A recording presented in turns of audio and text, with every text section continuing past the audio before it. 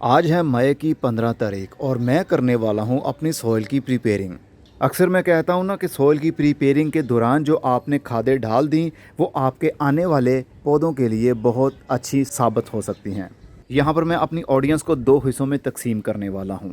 अगर तो आपने सिर्फ हाउस प्लांट्स ही लगाने हैं, जैसे फूल वाले पौधे, पत्ते देने वाले पौधे, बेलें, धनिया, पालक, पुदीना उगाने वाली ऑडियंस, तो उनके लिए ये वीडियो नहीं है।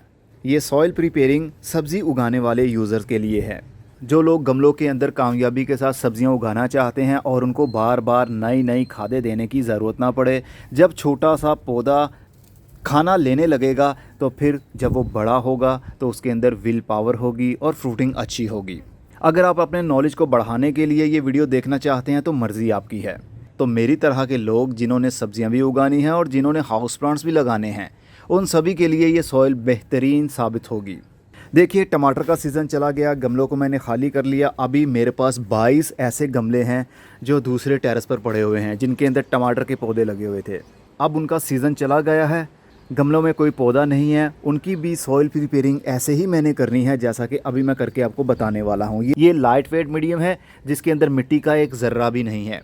ये पोटिंग सॉइल हमसे भी आपको मिल जाएगी। वैसे बनाने का तरीका भी कई बार मैंने बताया है, अब फिर बताता हूँ। इसके अंदर राइस हस्क ऐश भी है, इसके अंदर कंपोस्ट भी है, इसके अंदर कोकोपीट भी है और इसके अंदर लाइव ऑर्गेनिज्म यानी बैक्टीरियाज और फंगस भी हैं। तो पोटिंग सॉइल लेने के लिए मुझसे आप रब्ता कर सकते हैं। व्हाट्सएप नंबर मेंशन कर रहा हूँ स्क्रीन के ऊपर, लेकिन मेहरबानी कीजिएगा, सिर्फ़ और सिर्फ मैसेज कीजिएगा। जब मैं देखूंगा तो रिप्लाई कर दूंगा, कॉल करने की ज़रूरत नहीं है। बाज़ औक़ात तो लोग रात को भी कॉल्स कर रहे होते हैं, मैसेजेस कर रहे होते हैं। व्हाट्सएप के ऊपर मैं एक्टिव रहता हूँ सुबह 10 बजे से लेकर शाम 5 बजे तक। इस दौरान मैं आपको किसी भी टाइम रिप्लाई दे सकता हूं, क्योंकि काफ़ी लोगों को रिप्लाई करना होता है मैंने, तो पॉसिबल नहीं हो पाता कि आपने मैसेज किया और फौरी तौर पर उसका आपको आंसर मिल जाए। ये कोई चीज़ नहीं है जनाब, ये कोई ढक्कन है पेन का। तो सारे गमलों में से पौधों को मैंने निकाल लिया, जड़ों को हटा लीजिए। देखिए कितनी खूबसूरत इसकी जड़ें हैं, वाइट सी जड़ें हैं, बिल्कुल धागों की तरह फैली हुई। ये सॉइल का कमाल होता है, और सॉइल में पड़े हुए माइक्रोब्स और उनके साथ एलिमेंट्स भी। तो अब आपने गमलों में से मिट्टी निकाल ली, जितनी भी गमलों में मिट्टी पड़ी हुई थी। ज़मीन में हो तो फिर निकालने की ज़रूरत नहीं है। ज़मीन में से कैसे मिट्टी निकालेंगे, पहले ज़मीन वाले लोगों को बता देता हूँ या फिर क्यारी वाले लोगों को बता देता हूँ। जैसे ही हमने पौधे उखाड़ दिए, मतलब सीजनल पौधे होते हैं ना, अब मैंने बैंगन के पौधों को भी कल ही रात में यहाँ से हार्ड प्रून किया है। यहाँ पर भी बैंगन का एक पौधा लगा हुआ था। कितने ज़्यादा बैंगन मैंने उतारे थे और अपने व्हाट्सएप में स्टेटस भी लगाया था उसका। तो यहाँ से सारे उखाड़ कर मैंने वहाँ पर रख दिए। और जैसे ही ये पेटूनिया के पौधे, जो कि ये पीले रंग के फूलों वाले पौधे हैं, ये अब इनका सीज़न ऑफ हो रहा है। गर्मी की वजह से ये जल रहे हैं, एक टाइम आएगा ये बिल्कुल ख़त्म हो जाएंगे। तो फिर इसी तरह मिट्टी की हल्की हल्की गोडी करूँगा मैं, और इनके अंदर भी वही चीज़ें ऐड कर दूँगा जो मैं अभी आपको गमलों की मिट्टी में करके बताने वाला हूँ। ये खादें इस्तेमाल करने से पहले मैं आपको रिज़ल्ट दिखाना चाहता हूँ, जो कि हमारे दूसरे टेरेस पर आपको दिखेगा। इन बेड्स के अंदर, इन गमलों के अंदर भी वही सॉइल मैंने इस्तेमाल की, मतलब वही मिक्सचर जो कि अभी मैं आपको बताने वाला हूँ। ये करेले की बेलें लगी हुई हैं और इसके ऊपर बहुत ज़्यादा अब फ्रूटिंग शुरू हो चुकी है। ये सबसे पहला करेला लगा था जब हमारे इस बेड के अंदर टमाटर के बहुत ज़्यादा पौधे लगे हुए थे। तो ये लगे हुए को भी तकरीबन 1 महीना हो गया, मैंने नहीं उतारा तो वो लगा पीला हो गया। ये ख़राब नहीं हुआ, पीला हो गया है। जब किसी फल को आप नहीं उतारेंगे, लगा उसका कलर चेंज हो जाएगा। अब छोटे छोटे से और बहुत ज़्यादा करेले बनना शुरू हो रहे हैं। जो करेले की बेल है ना, ये हैवी फीडर होती है, और इसको अगर फीड की एक बार भी कमी हो गई तो फिर फल बन नहीं पाएगा। अगर बन गया तो वो छोटे छोटे साइज़ का ही पीले रंग में बदलने लगेगा। तो इसका मतलब कि इसको ज़्यादा खाद की ज़रूरत है। और आपके करेले जब लग जाते हैं तो वो छोटे छोटे से ही पीले रंग में बदलने लगते हैं। उसकी वजह जानते हैं क्या होती है? फ्रूट फ्लाई के डंक की वजह से फल ना भी पीला हो, लेकिन खाद की कमी की वजह से 99% आपका फल पीला हो जाएगा।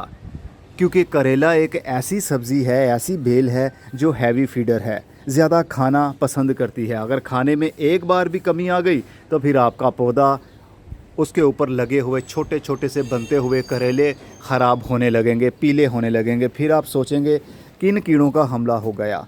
एक और चीज़ आपको दिखा देता हूँ, ये है हमारी काली तोरी। इसको मैंने बार बार प्रून करते हुए अपने इस टेरेस के ऊपर चढ़ा दिया, और ये देखिए और ये देखिए, और जनाब ये देखिए, तोरियां ही तोरियां लगती जा रही हैं। ये देखिए हुड के ऊपर देखिए, यहाँ पर भी तोरी लग गई। तो अभी बहुत ज़्यादा फूल खिल रहे हैं, बहुत ज़्यादा टहनियाँ आएंगी। जो काली तोरी के पौधे होते हैं ना, ये काफ़ी लंबे टाइम के लिए चलते हैं, नवंबर से दिसंबर के महीने तक चलते रहेंगे। ये देखिए यहाँ पर भी तो 2 बेलें हैं सिर्फ ये, और इतनी अच्छी फ्रूटिंग अभी से शुरू हो चुकी है। अभी तो सीज़न शुरू हुआ है, यानी अभी तो पार्टी शुरू हुई है।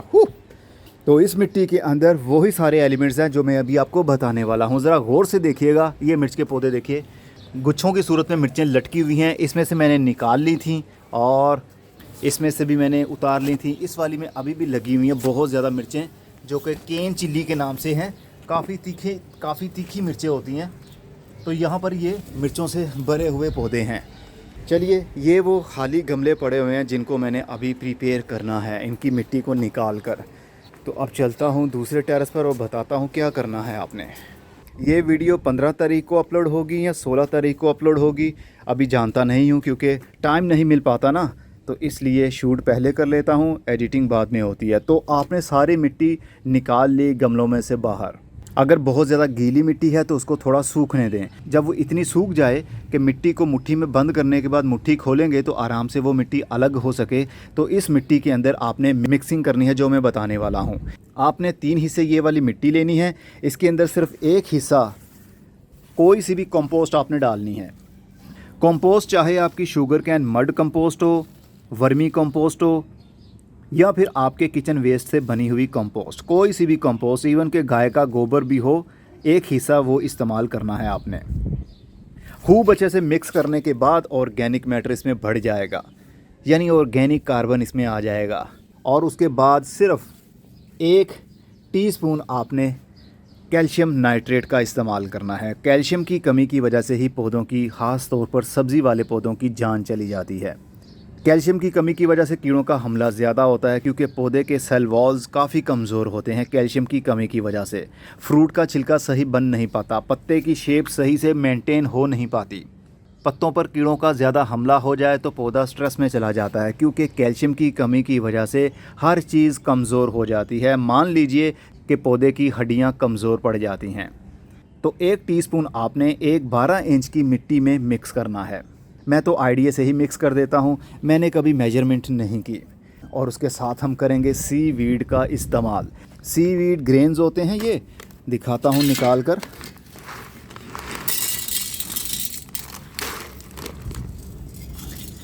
ये जनाब दानेदार खाद है, जैसे डीएपी होती है ना, बिल्कुल वैसे ही दिखने वाली ये, लेकिन ये ऑर्गेनिक है। जो समंदर के अंदर पौधे होते हैं ना, एल्गी होती है जिसको सीवीड कहते हैं, वो काफ़ी लंबी लंबी होती हैं। तो उनको प्रोसेस करने के बाद ये ग्रैनुलर शेप दी जाती है और ये ऑर्गेनिक है। इसका ज़्यादा इस्तेमाल हो जाए तो भी पौधों को कोई नुकसान नहीं होता, बल्कि वक्त के साथ साथ ये ऑर्गेनिक मैटर है। बैक्टीरिया और फंगस मिलकर इनमें से ऑर्गेनिक एसिड को रिलीज़ करते रहेंगे और पौधे की जड़ को देते रहेंगे। तो ये भी आपने डाल देना है 1 टेबलस्पून 12 इंच की मिट्टी के अंदर। बस शुरुआती टाइम में हमने यही देना है, क्योंकि ये जो कैल्शियम नाइट्रेट है इसमें 2 किस्म की नाइट्रोजन है। एक तो अमोनिकल नाइट्रोजन और दूसरा नाइट्रेट फॉर्म में, और तीसरी इसके अंदर जो चीज़ है वो है कैल्शियम, जिसकी वजह से हम ये वाली खाद का मिक्सिंग इस मिट्टी के अंदर करने वाले हैं। अब ये आपकी सॉइल कंप्लीट होगी। देखिए, सॉइल प्रिपेयरिंग में बहुत सारे मेथड्स आप फॉलो कर सकते हैं, जैसा कि बोन मील भी इस्तेमाल कर सकते हैं, ब्लड मील भी कर सकते हैं, फ़िश मील भी कर सकते हैं, लेकिन मैं सिंपल तरीके से चलता हूँ। जब ये सॉइल की बेस अच्छी बन जाएगी, बेसल डोज अच्छी हो जाएगी, तो उसके बाद जब हम पौधा लगाएंगे उसकी ग्रोथ के ऊपर कोई बुरा असर नहीं आएगा। उसको बचपन से ही नाइट्रोजन मिलना शुरू हो जाएगी। जब पौधा बड़ा हो रहा होगा तब भी नाइट्रोजन मिलती रहेगी और साथ में कैल्शियम भी मिलता रहेगा, जिस वजह से पौधे की ग्रोथ अच्छी होती रहेगी। और ऑर्गेनिक मैटर जो कि हमने कंपोस्ट के रूप में इस्तेमाल किया, ये माइक्रोब्स की तादाद को बढ़ाएगा, मिट्टी के पीएच को कंट्रोल में रखेगा।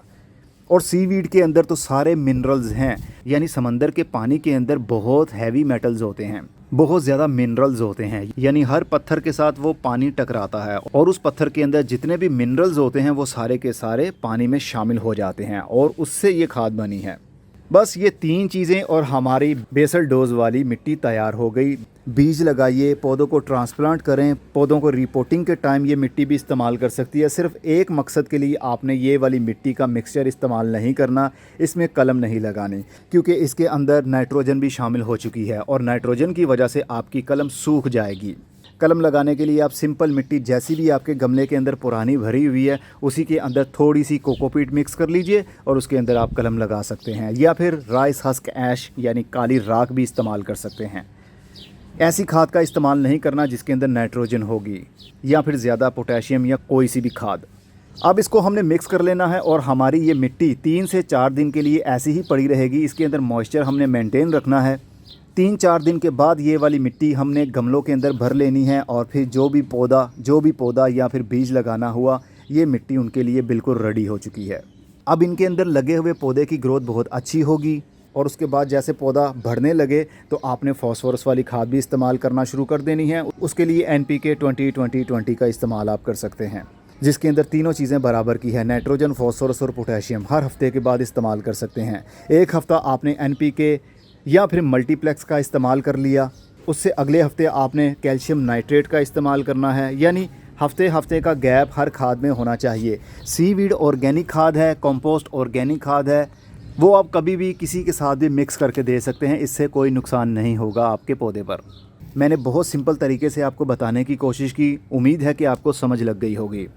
बस अगर हाउस प्लांट्स लगाने हैं, जैसे ये पौधे आपको दिख रहे हैं ना, इस तरह के फूलों वाले पौधे या फिर गुलाब के पौधे या सिर्फ पत्ते देने वाले इंडोर पौधे, तो फिर आपको इस झंझट में पड़ने की ज़रूरत नहीं है। किसी किस्म की कोई खाद मिक्स करने की ज़रूरत नहीं है। बस उस मिट्टी के अंदर थोड़ी सी कंपोस्ट या गाय का गोबर मिक्स कीजिए और अपना काम कीजिए। जब बात आएगी सब्ज़ी वाले पौधों की, जब बात आएगी फल देने वाले पौधों की, तो खाद ज़रूरी है। खाद बहुत ज़्यादा ज़रूरी है। आपकी मेहनत ज़ाया नहीं होगी, आपको दुख नहीं होगा कि हमने सब्ज़ी लगाई, इतने महंगे बीज ख़रीदे, इतनी महंगी मिट्टी बनाई, इतने महंगे गमले ख़रीदे, लेकिन फिर भी हमें अच्छा रिज़ल्ट नहीं मिल पाया। इससे अच्छा तो बाज़ार से सब्ज़ी ले लेकर हम खा लें, वही हमारे लिए काफ़ी है। तो जनाब ऐसा नहीं है। जब आपको प्रॉपर एक चीज़ की समझ लग जाती है ना, तो फिर आपको मज़ा आता है गार्डनिंग करने का। ये जो साइज़ इसका फट रहा है ना, असल में साइज़ ज़्यादा इंक्रीज़ हो गया है। अभी पौधे की उम्र 2 साल भी नहीं हुई और माशाल्लाह इसने इतना फल उठाया कि रोज़ाना आता हूँ, 5 से 6 बड़ी सी अंजीर तोड़ लेता हूँ और किचन में जाके रख देता हूँ। 2 दिन के अंदर अंदर ये मज़ीद काले रंग में बदल जाती है और मिठास और भी इसके अंदर शामिल हो जाती है। 2-3 दिन से यहाँ पर काफ़ी तेज़ हवा भी चल रही थी, जिस वजह से इसका तना एक साइड पर झुक गया, तो मैंने लकड़ी का सहारा दे दिया, क्योंकि इस क्यारी की गहराई सिर्फ़ और सिर्फ 10 इंच या फिर 8 इंच है। तो 8 इंच की गहराई में उसका तना अपनी पकड़ को बना नहीं सकता, तो सहारा इसलिए दिया। अब जैसे ही बरसाती मौसम ख़त्म होगा, इस पौधे की हार्ड प्रूनिंग मैं कर दूंगा और फिर से ये पौधा गंजा हो जाएगा। इसको मैं इस बार काटूंगा यहाँ से, सिर्फ एक टहनी ही रखूँगा और इसको भी आगे से मैं काट दूँगा। बाकी जितनी भी कलमें निकलेंगी उनको हम अलग अलग गमलों के अंदर एज आ कलम लगाएंगे। इसी के साथ मैं चलता हूँ, वीडियो ज़्यादा लंबी हो गई। अगर आपको कोई चीज़ समझ ना लगी हो तो मेरे व्हाट्सएप के ऊपर आप पूछ लीजिएगा, सिर्फ मैसेज कीजिएगा और छोड़ दीजिए। बार बार मैसेज करने की ज़रूरत नहीं है, जैसे ही मैं रीड करूँगा आपका आंसर आपको मिल जाएगा। अब मैं चलता हूँ, अपना बहुत सारा ख्याल रखिएगा और अपने पौधों का भी। फिर मिलेंगे।